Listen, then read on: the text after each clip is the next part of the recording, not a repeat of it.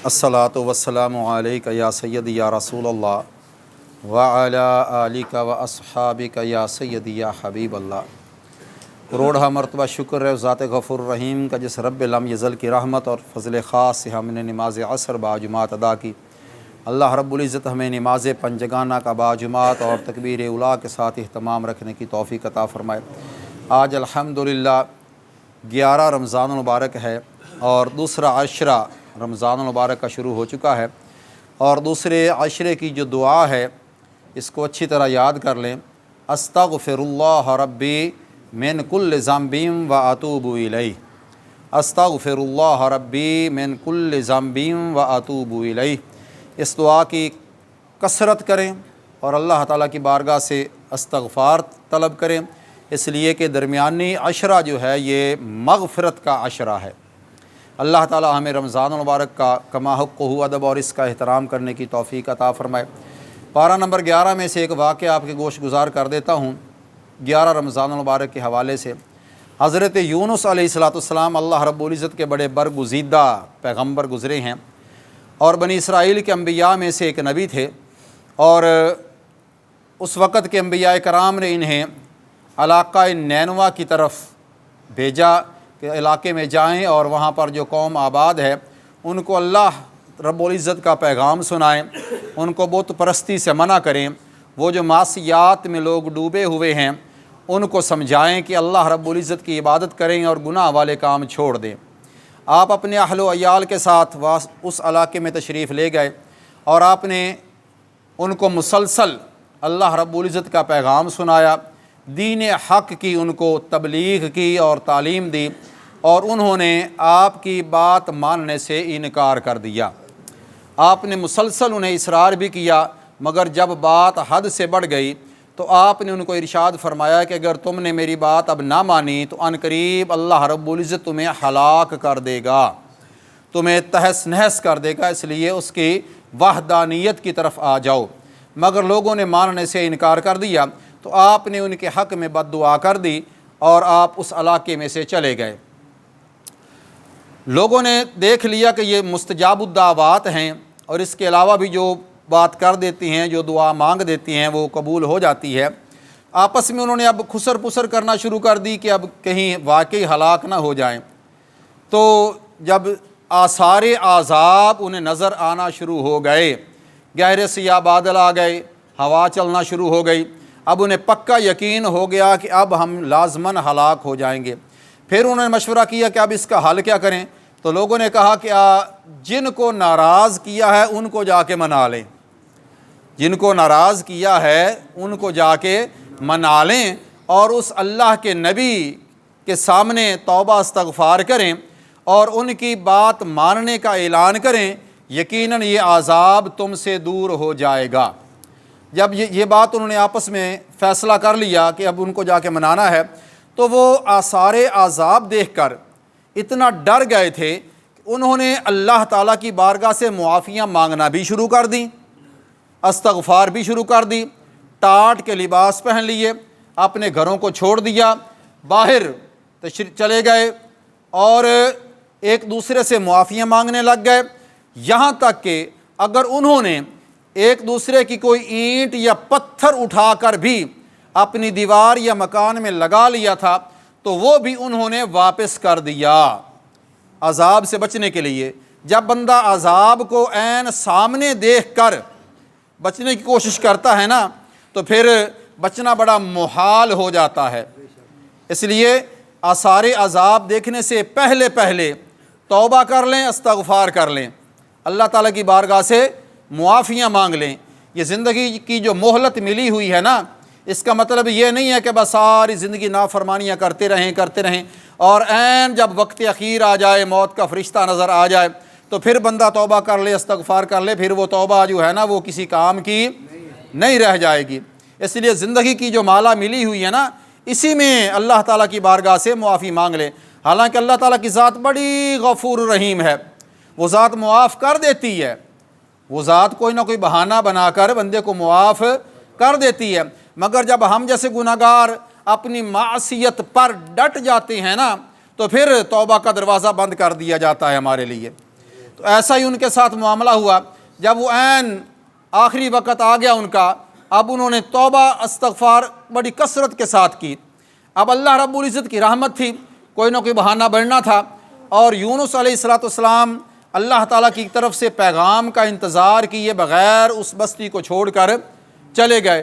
تو مفسرین کرام نے بڑی حکمتیں لکھی ہیں کہ ان کا اللہ تعالیٰ کی اجازت کے بغیر چلے جانا یہ بھی اللہ تعالیٰ کی ذات کو ناگوار گزرا ہوگا، تو ان پر عذاب ٹل گیا۔ یونس علیہ السلام نے جب دیکھا کہ عذاب نہیں آیا تو دوسرے دن وہ اس بستی کو چھوڑ کر چلے گئے اور سوچنے لگے اب اگر عذاب تو نہیں آیا میری دعا پر، انہوں نے پھر دوبارہ پہلے سے زیادہ ٹھٹھا اڑانا ہے میرے زیادہ مذاق اڑائیں گے کہ تم تو کہہ رہے تھے کہ عذاب آئے گا مگر ہم نے توبہ کر لی اور عذاب تو نہیں آیا۔ یہ سوچ کر آپ وہاں سے تشریف لے گئے۔ جب دریا کے کنارے پہنچے، دجلہ کا ذکر ہے تاریخ کی کتابوں میں، دریا کے کنارے پہنچ گئے، کشتی کا انتظار کرنے لگے کہ جب کشتی آئے گی تو دوسری طرف چلا جاؤں گا۔ کشتی والا آیا، رش زیادہ تھا، اس نے کہا حضرت بات یہ ہے کہ زیادہ بندے تو نہیں آ سکتے، آپ اپنی اہلیہ کو ہمارے ساتھ روانہ کر دیں اور پچھلی کشتی آ رہی ہے آپ اس پہ سوار ہو جائیں۔ آپ نے اپنی اہلیہ کو اس پر سوار کر دیا، وہ کشتی آگے چلے گی، دوسری آ گئی، دوسری پر سوار ہونے لگے تو بچے تھے دو ساتھ ان کے، ایک کنارے پر کھیل رہا تھا، اس کا پاؤں پھسلا، وہ دریا کے اندر گر گیا، دوبارہ اس کا چہرہ باہر ہی نہ نکلا، وہ غرق ہو گیا، نیچے چلا گیا۔ اب دوسرا جو تھا اس کو کوئی جانور اٹھا کے لے گیا، بھیڑیا وغیرہ۔ جب یہ اچانک معاملہ ہو گیا نا تو یونس علیہ السلام سمجھ گئے کہ یہ اللہ تعالیٰ کی طرف سے امتحان شروع ہو چکا ہے۔ تو جب یہ سمجھ لیا، صابر شاکر بندے تو وہ پہلے ہی تھے اللہ تعالیٰ کی بارگاہ کے، کشتی آئی، سوار ہو گئے، چلنے لگے، اب کشتی درمیان میں جا کے چکولے کھانے لگ گئی، ڈوبنے لگی۔ تو لوگوں نے کہا کہ یہ کیا معاملہ ہو گیا، یہ کیوں ڈوبنے لگ گئی؟ آپ نے فرمایا کہ اس کشتی پر ایک ایسا بندہ موجود ہے جو اپنے رب کا بھاگا ہوا ہے، اپنے مالک کا غلام ہے، بھاگا ہوا ہے، وہ موجود ہے، اس کو نیچے اتار دو تو کشتی بچ جائے گی ورنہ سارے کے سارے چلے جائیں گے۔ انہوں نے کہا یہ کون ہے غلام؟ آپ نے فرمایا کہ وہ میں ہوں، اپنے رب کا بھاگا ہوا غلام۔ آپ نے آپ کو سامنے پیش کر دیا۔ کہنے لگے نہیں جی آپ تو اللہ کے بڑے برگزیدہ بندے ہیں، آپ تو نہیں ہو سکتے، کوئی اور ہوگا۔ آپ نے فرمایا وہ قرآن نکال لو۔ وہ پرچیاں ڈالی گئیں، قرآن نکالا تو نام یونس علیہ السلام کا نکل آیا۔ دوبارہ پھر یونس علیہ السلام، تیسری مرتبہ پھر یونس علیہ السلام۔ پھر اس کے بعد آپ نے فیصلہ کر لیا کہ اگر آپ مجھے نہیں دریا میں گراتے تو میں خود ہی دریا میں چھلانگ لگا دیتا ہوں۔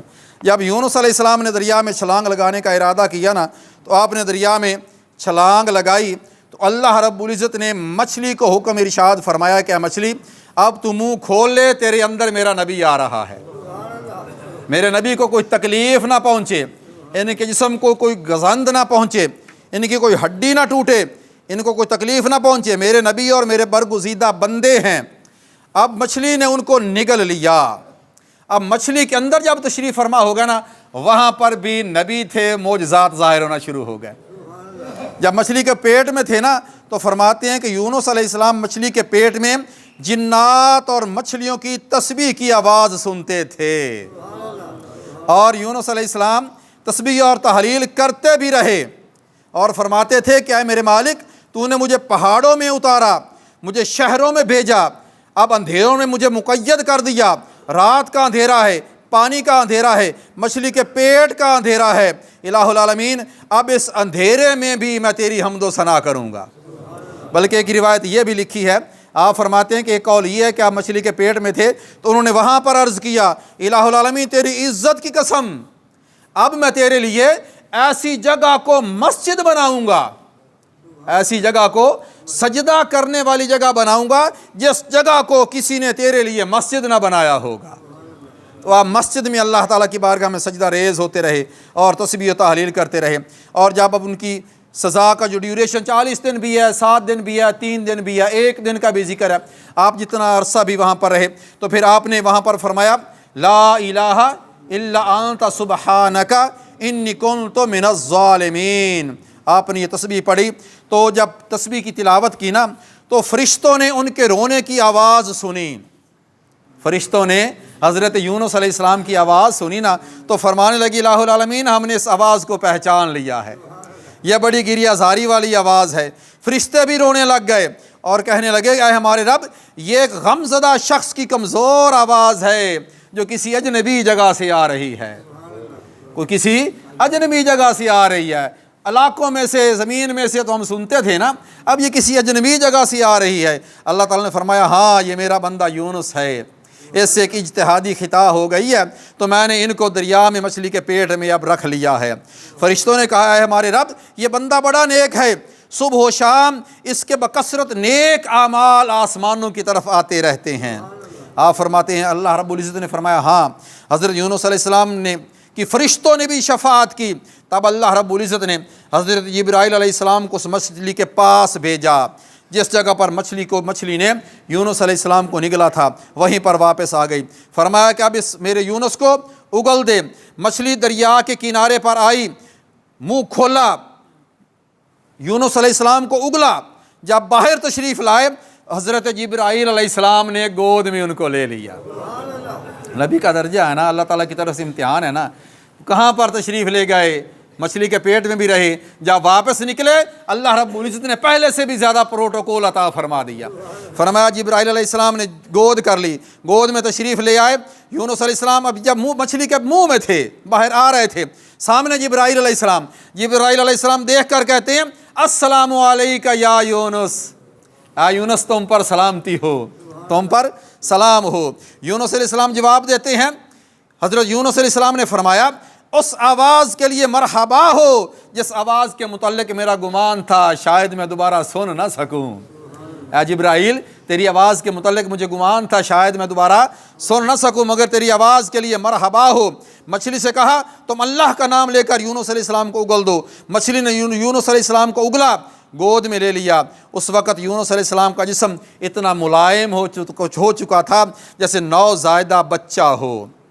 تو یونس علیہ السلام جب مچھلی کے پیٹ میں سے باہر تشریف لائے نا، تو آقا علیہ السلام کی ذات برکات نے ارشاد فرمایا، حضرت یونس علیہ السلام ساری زندگی اللہ تعالیٰ کی عبادت کرتے رہے اور مصیبت کے وقت بھی اللہ تعالیٰ ہی کو پکارا۔ حضرت سعد بن ابی وقاص رضی اللہ تعالیٰ عنہ بیان کرتے ہیں آقا علیہ السلام نے ارشاد فرمایا تھا، حضرت یونس علیہ السلام نے مچھلی کے پیٹ میں یہ دعا مانگی، لا الہ الا انت سبحانک انی کنت من الظالمین۔ اللہ رب العزت نے ان کو اندھیرے سے نجات عطا فرما دی اور فرمایا جو بھی مسلمان میری امت کا مصیبت کے وقت، اندھیرے کے وقت جب کوئی اس کو رستہ نظر نہ آ رہا ہوگا، اس وقت فرمایا یہ دعا مانگے گا، اللہ تعالیٰ دعا بھی قبول فرمائے گا اور اس کے نکلنے کا رستہ بھی روشن فرما دے گا۔ یہ یونس علیہ السلام کا واقعہ بڑا جو ہے نا یہ دلچسپ بھی ہے اور ہمارے لیے عبرت انگیز واقعہ بھی ہے کہ اللہ تعالیٰ کی ذات جب پکڑنے پہ آتی ہے نا تو بڑی سخت گرفت کر لیتی ہے۔ اس لیے کوشش کیا کریں زندگی میں کثرت کے ساتھ اللہ تعالیٰ کی بارگاہ میں استغفار کریں، ایسے واقعات سے سبق سیکھیں، اپنے ایمان تازہ رکھا کریں، انبیاء کرام علیہ السلام کی تعلیمات سنا کریں۔ اللہ رب العزت ہمیں عمل کرنے کی توفیق عطا فرمائے۔